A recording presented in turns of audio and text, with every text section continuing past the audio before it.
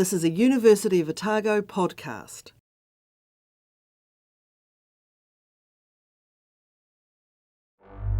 I think it's widely accepted that we have got an epidemic of obesity. Whose responsibility is New Zealand's waistline?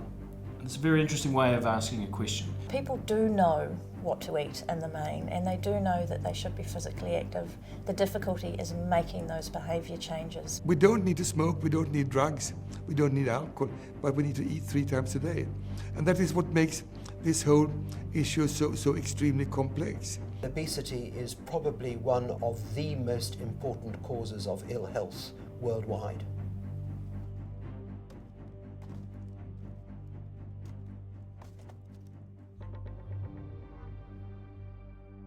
I think obesity is a problem for 2 reasons.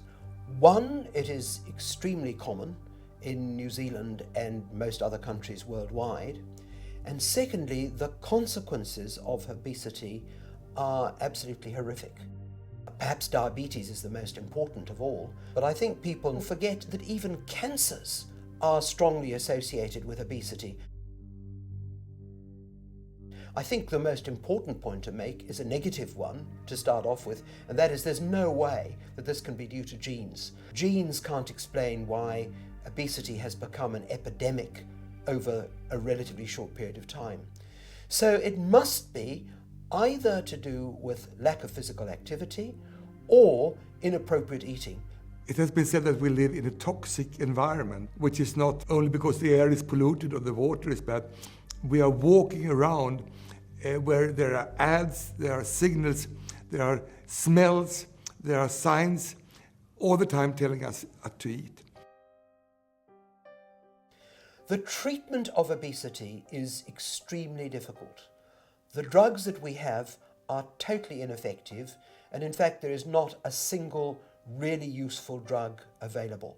I was at the hospital one day. The doctor told me, you're 140 kilos. In every classification I was wrong. My cholesterol was wrong, my diabetes was wrong. Everything that you get tested for the vitals of life weren't happy. Like, my doctor despaired. People do know what to eat in the main, and they do know that they should be physically active. The difficulty is making those behaviour changes because of how we live. I used to be a great pie man and a sausage man. Roasts, loved them. I basically cut them out, and I was every time I saw a sausage I'd just about freak out because I thought, no, don't get it. When you decide that you want to lose weight, or you put behaviours in place to make that actually happen, you're talking about a major life change for many people. You've got to change your whole life, if you like, rather than just diet or change a few foods or things like that. I've been swimming for about 30 years. That exercise wasn't enough. So I thought, well, I've got to do something more. So I doubled my swimming times. That helped a wee bit. And then I thought, well, I'm going to really have to try something else. So I bought a bike. And in 12 months, I did 12,000 kilometres. It is a hard job to get rid of weight. It's taking me about 6 years to lose my 30 kilos. But it's been a good 6 years when you look back. Treating people who are appreciably obese or even overweight is not an easy task. It requires a substantial commitment on the part of people who want to lose weight. And the real hope of dealing with the epidemic of obesity lies in prevention. We do know that prevention works. There's been a lot of studies in different countries show that prevention can work. It can work in schools, it can work in communities, it can work in workplaces. Environmental change is an absolutely critical component in terms of preventing obesity. I think it is up to a whole range of actor groups who are responsible for making policy, be it policy at a national level or local level, to create the appropriate environment. One example of an actor group is the group of people who employ other people. And if you employ people, you can play a very important role in providing an environment which is conducive to appropriate choices. Some employers provide gyms. Employers can provide appropriate foods in their canteens.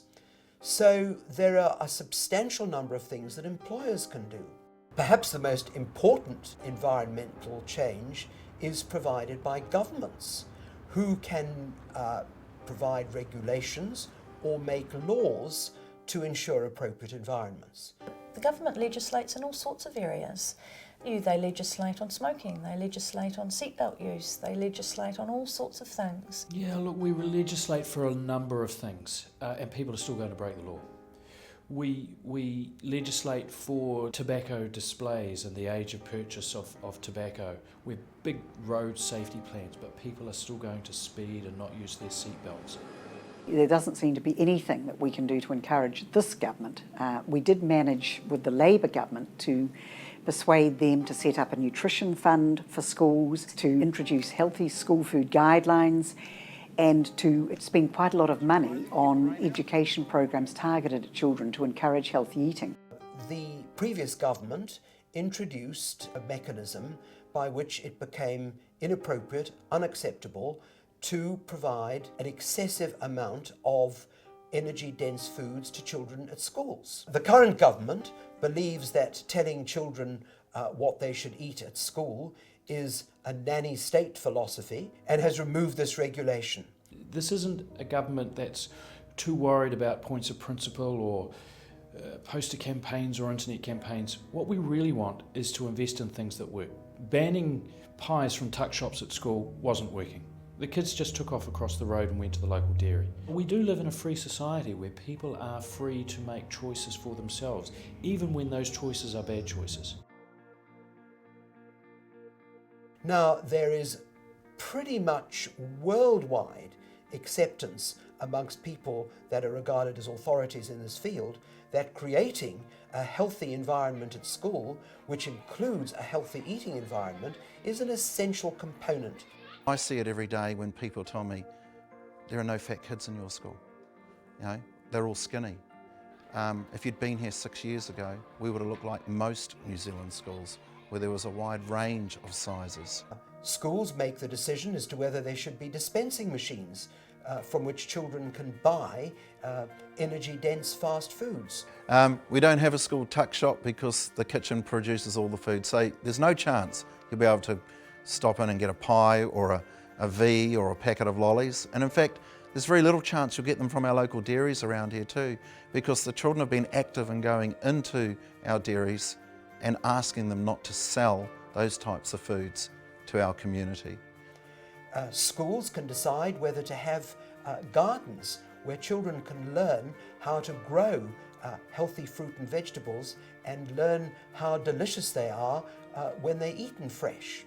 Throughout the school, we've got this kaupapa or this philosophy where we will grow our healthy kai, we will prepare it in the traditional ways that we can, and then we will share it with each other. There are studies showing that if you teach children early in life to enjoy a variety of foods, they are more likely later on to make those healthy choices.